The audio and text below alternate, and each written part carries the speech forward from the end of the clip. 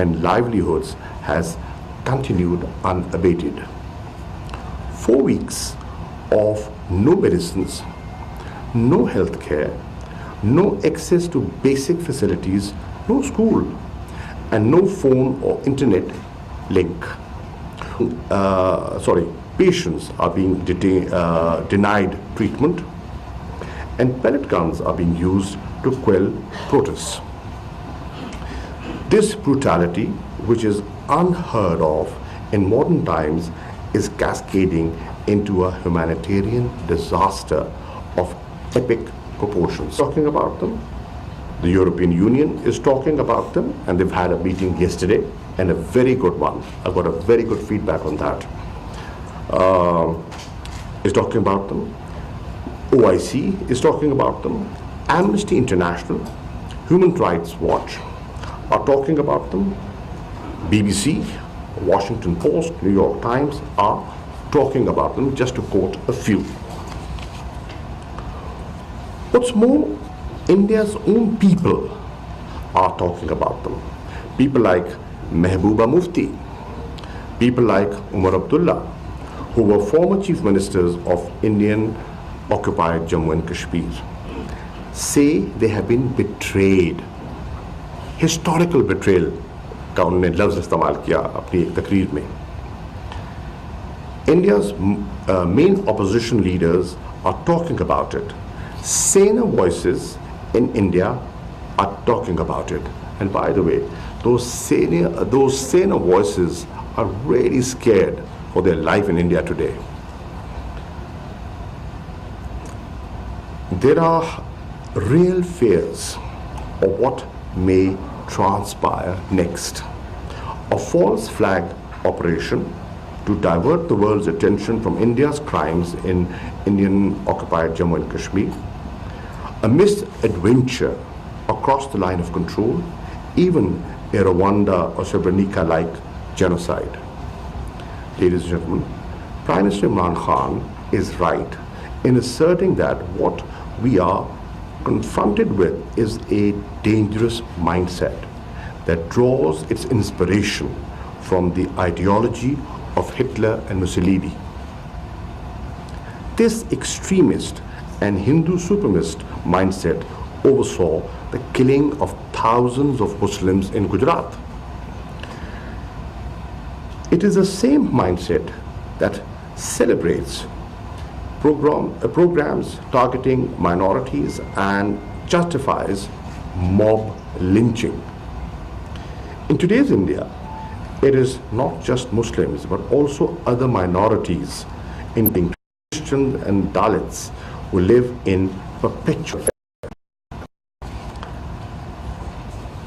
The latest actions of this clique have created a dangerous and highly combustible cauldron that could erupt any moment and engulf the entire region.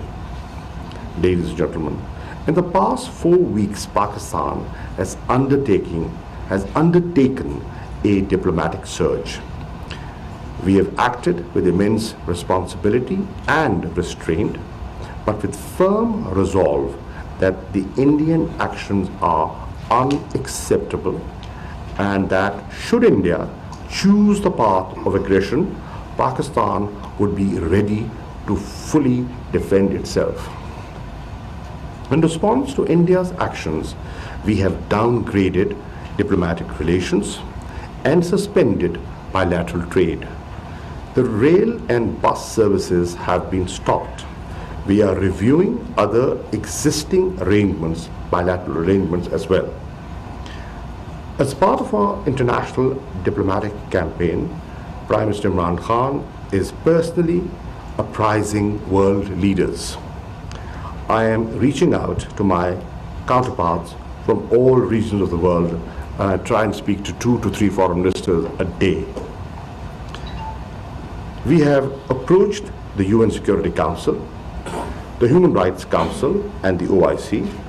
I've kept the UN Secretary General, President UN Security Council, President UN General Assembly, and the High Commissioner of Human Rights abreast of the evolving situation and the perils to regional peace and security. We will not keep quiet.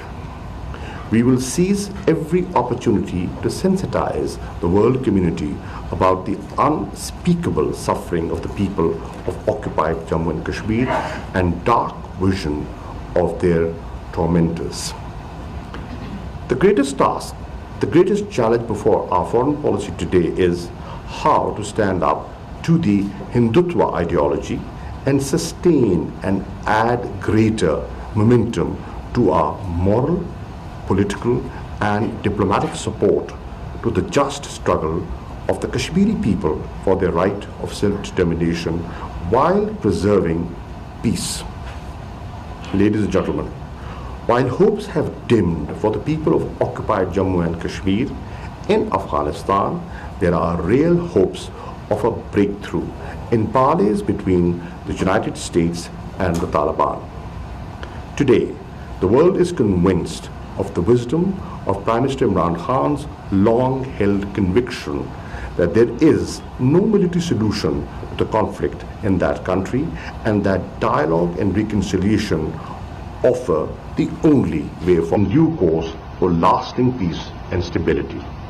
Pakistan will continue to facilitate the process as part of a shared responsibility.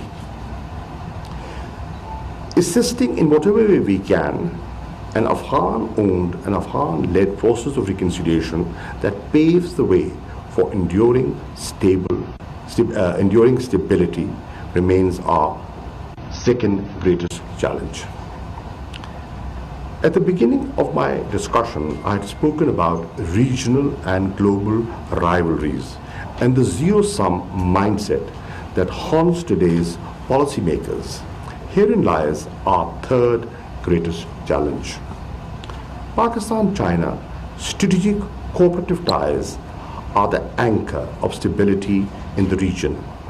President Xi Jinping Belt and Road Initiative, specifically its flagship project, the China-Pakistan Economic Corridor, hold the prospect of transforming Pakistan and the region's fortunes by fostering win-win integration.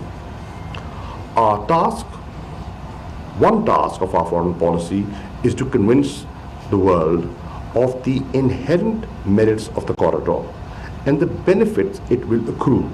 We continue to illustrate this aspect, undaunted by the contrary narrative driven by narrow and highly partisan perspectives. We believe it would be a mistake